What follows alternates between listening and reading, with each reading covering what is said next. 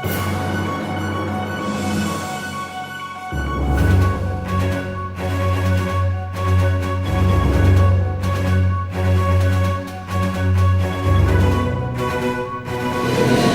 the grace of God, it's going to be a very short exhortation, but it's going to be a word of prophecy first to him, my friend, and to his wife, to the family, and I believe that God is going to speak to you. The Lord gave me, I believe, just a verse from the word of God, and I will read that and we'll see what the Lord will speak to us. I'm reading from Psalm 145, verse 14. If you have the Bible, you may open to it. Psalm 145, verse 14. Psalm 145, verse 14.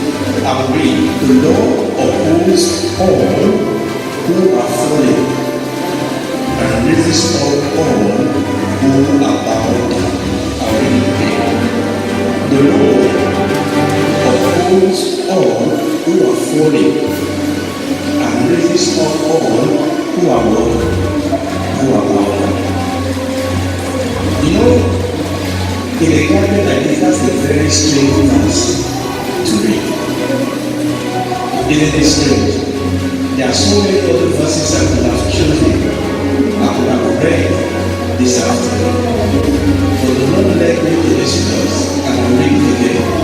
He said, the Lord upholds all who are falling, and he raises up all who are bowed down. Now, how did I come to choose a verse like this on a day like this? There was an book that God used to bring me to this verse. How long have we celebrated today? 60. That was the book that brought me to this verse, because there's a 60 in that verse. Somebody said I cannot see 60. I know you can't see, but it's there. Let's read it again. The Lord, let's read it together in the Bible. 1 to go. The Lord upholds all who are falling and raises up all who are bowed down. That's the right translation.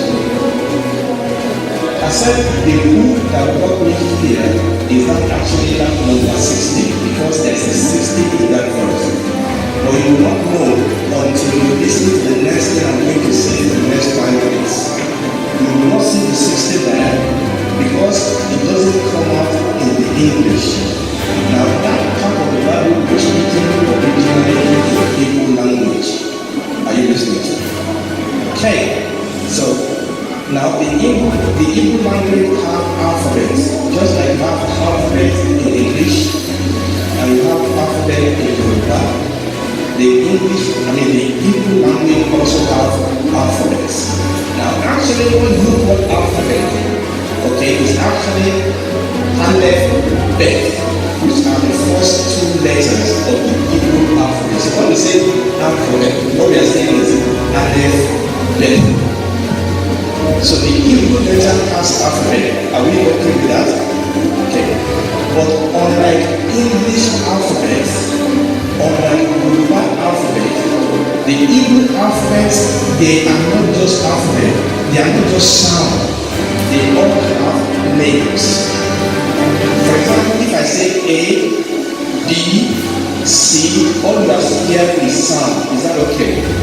But in Hebrew, every letter has a name. Is that okay?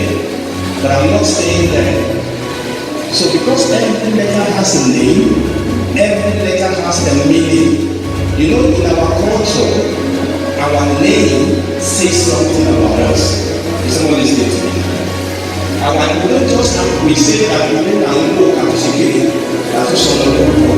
we don't just give name. Our name says something about us.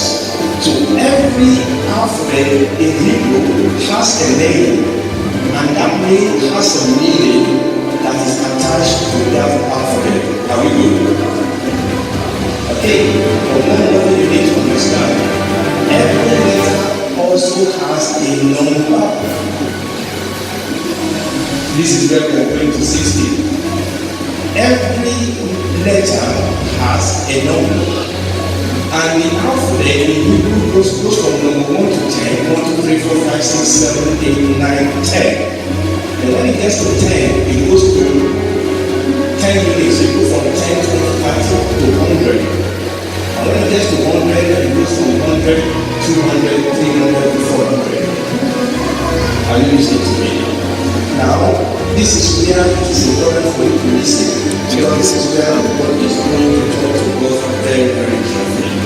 Now, the letter we are very interested in today is the 15th letter of the alphabet of the Hebrew letter. And that letter is called Samek. Samek. And the number that is attached to it is what number? 60. Number 60. So I'll go over that again. I've said everything I've said now today to this point. That the 15th letter in the alphabet in the Hebrew is called Samek. And that letter is the letter for number 60. So we are celebrating your Samek, your 68th years. But the question is, what is the meaning of Samek? And this is where your prophecy is coming. The meaning for Samek means to lean upon. It means to uphold. It means to support. I'll say that again. The meaning of Samek, the meaning of 60, the meaning of that letter, the 15th letter is to lean upon, to support, and to uphold. So if you go back to our text, the Lord Samek, or the Lord uphold, that word there is Samek. And as I was reading that, the Lord said I should tell you that He has been upholding you, but in a very, very new way, He will uphold you. That I will uphold you, I will support you. That word means to lean upon, to uphold, and to support. But we have not finished yet. That word says the Lord uphold. Now, if something is a support, if something is something you lean on, then you and I have a responsibility to do what? To lean on the support. The support is there. The support is there. People are leaning on different things. Some people lean upon their own understanding. Some people lean upon their own riches. Some people lean upon the fact that they have a degree. Some people lean upon the fact of the family they were born into. Some people lean upon the fact that I'm from America, I'm from Europe. Let me tell you something, every other ground apart from this support is a shifting star. Are you listening to me? Every other thing you lean upon will fail us. It may hold us up for a bit, but it will eventually fail. Well, listen to me, I have a doctorate degree, I'm in the UK, and so on, that will not save me. That will not heal my body. That will not take me to the kingdom of God. The only thing that will take us there is this support. And the Lord said, I have no support. But if God is your support, you have to lean on Him. The Bible says that we should trust in the Lord with all our heart and lean not upon our own understanding. In all your ways acknowledge Him, and you what? He will direct your step. I've known you, both of you. I mean, I want to come to you, but let me tell you a little bit history of myself. This is their story. I grew up in Lagos. Ijebode was not in my idea. I didn't plan to come to Ijebode. I came to Ijebode by accident. I grew up in Lagos, but I decided that I want to come and work in Ijebode. But the plan was for me to actually stay in Ijebode. That was the plan. And we've already reviewed it. You know what we need to read? We've got to talk to people where we need to talk to them. That, you know what, because I have some people in Africa that I want to go and work with them. So they talk to who we need to talk to. But when the posting came out, they posted me to the body. And all the people that were working on it, they came to me and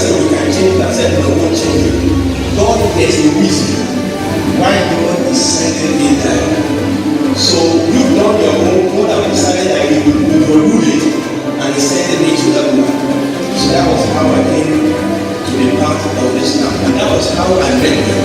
I didn't meet them in a party. I didn't meet them on the football stage. I met them in the house of God. I still remember the day they came to invite me for a program in the scripture union. I still remember that day very well. And we're friends since then. The reason I told that story is because I know the Lord is to support. I know you've made the Lord to support, but I believe the Lord is bringing it clearly this afternoon to say, lean more on me. But let's move this forward and I'll be rounding up. Listen, he said, the Lord uphold all, not few. All. Now, who are the people that God upholds? Which type of people? Remember, he upholds everyone that have this character that's going to tell us. The Lord upholds all who are falling and raises up all who are bowed down. Now, you need to see what I'm going to say this because this is where it is very, very important. Who are those that are falling? Who are those that are bowed down? Now, what he's saying here, because I don't want to go through this so that it won't take too much time. Now, what he's saying here is this. The people that are falling, the people that are bowed down, when you look at those words in the original word, it's talking about the people that are broken, the people that have come to the end of themselves, the people that have decided that I can of myself do nothing, the people that have realized that this is not by power, it is not by might, but it is by my spirit, said the Lord. The people that seek first the kingdom of God. So the falling there is not that you stomp your foot and you fell. The falling there is humility. The people that are falling, the people that are bowed down, the people that realize that I can of myself do nothing. The people that realize that it is God. The people that realize that my salvation is in God. My deliverance is in God. My provision is in God. My protection is in God. God is telling you both this afternoon. Make God your protection. Make God your provision. Make God your miracle. And I'm going to run over that. I mentioned that word miracle because that is the word that came to me as I was preparing this word. Simple word, simple as miracle. And I want to say this. This word, this 15th letter, what did I call it? Shamek. And we said it means support. And I'm going to tell you something else and I will sit down. The letter before this word is called, let me read it for you. The letter before Samek, which will be the 14th letter, is called Nun. And that word Nun has a numerical value of 50, but I'm not going there. When you put both words together, it forms both letters. When you put both letters together, it forms the word miracle. Somebody listen to this. Samek and Nun form the word miracle. But do you know what Nun means? It means to be bent. Miracle come to people that are bent. Is somebody listening to this? Miracle come to the people that are humble. Miracle come to people that are bent. So miracle is to be bent, to be humble, to let go your pride. There are some people that they will not listen to Jesus, they will not listen to the gospel because they have all the knowledge. I have knowledge. But there's something I've realized that the knowledge of God, the fear of God is the beginning of wisdom. So the word for miracle is a combination of Samek, Uphold, and Bet. No. So miracle comes when you bend yourself and lean upon the Lord, and the Lord lifts you up. I'll read this out to you and then I will have gone. Miracle is God's response, His support to the broken ones who put their trust in Him. Miracle happens when in our brokenness we lean upon God in submission for help and in submission for support. And I want you to know that God said that there's a miracle. There is a miracle. And God said, keep humbling yourself. God said, keep trusting in me. God said, keep hoping in me. God said, I will never leave you and I will never forsake you. And that is the word that the Lord said I should give to you today. And I want to say the same thing to you. You may be here this afternoon and you know the miracle. I don't know, maybe you've been to so many places and you need God to do something for you in your body, in your family, in your home. You are here this afternoon, you've not given your life to Christ. You've not given your life to Christ. Listen to me, there is no other name whereby we might be saved. No other name.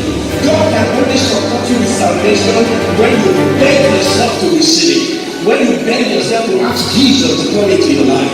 And if you're a Christian here this afternoon, God wants to walk in your life. If the King is powerful, but you and I need to humble ourselves. We need to receive the word of God with humility, and we need to ask God to come into our life and bless us. Let's bow down our head. Father,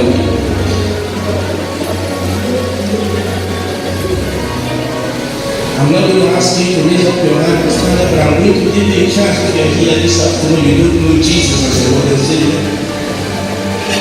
Let me tell you something, this world will come to an end. Do you have a support? Do you have an entrance that will take you to eternity? Are you leaning on God, our Savior? If you are here, you don't have God as your support. God doesn't have your back. You need to repent. I mean, this afternoon, you need to ask God to forgive you, and you need to ask God to bring salvation. You need to confess Jesus as Lord, and you need to ask Him to take your life. You need to ask Him to come in and give you a new life. The Bible says that for God so loved the world that He gave His only begotten Son, that whosoever believes in Him will not perish, but have everlasting life. And you can do that wherever you are at this moment. If you have not already done that, you can ask Jesus to come into your life. The Bible says, as many as come upon Him, as many as believe Him, as many as receive Him, to them He gave the authority to become sons and daughters of God. You can become a member of God's family here and now. You can be sure of your part in the kingdom of God here and now. Just ask Jesus to come into your life. Now, if you are here, you're already saying you need a miracle. Submit that area of your life to God. Bend that area of your life. Jacob was struggling with the angel until the angel caused the socket of his hip to come out. It was broken. Bend that area of your life to God. And say, God, I want to lean on you. I want to lean on you in this area. In fact, we need to lean on God in every area of our lives. We need to seek that support that extends into eternity. You can pray that right now, and God will listen to you and God will answer you.